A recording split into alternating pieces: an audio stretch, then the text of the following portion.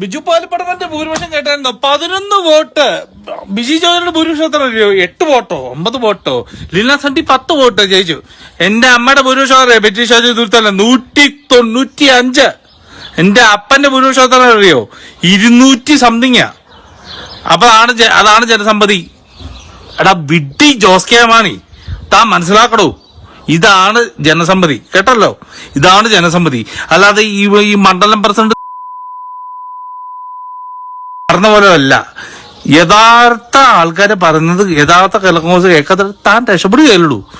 താൻ ജയിക്കുക, തന്റെ പാർട്ടി ജയിക്കില്ല. ഇത് കൊച്ചുമാനോട് പറഞ്ഞേ, മറ്റേ കുഞ്ഞുമാനുണ്ടല്ലോ, അവൻ വലിയ കുഴപ്പമില്ല കേട്ടോ, അവനെ ഇതുപോലൊക്കെ അറിയാം. അവന്റെ മനസ്സിലാക്ക് യഥാർത്ഥ പാർട്ടിക്കാരെങ്ങനെയാന്നുള്ള കാര്യം എങ്ങനെയാന്ന്. അങ്ങനെയാണെന്നിട്ട് ഇത് ബിജു പാലപ്പടം മണ്ഡലത്തിൽ 11 വോട്ട്. അയ്യോ, മറ്റേ അവന്റെ കൂടെ നിൽക്കുന്ന ടീമുകൾ ജയിക്കുന്നത് 8, 9. നമ്മൾ ജയിക്കുന്നത് 197 വോട്ടിന്. അപ്പം ജയിക്കുന്ന 267 വോട്ടിന്. മനസ്സിലായോ?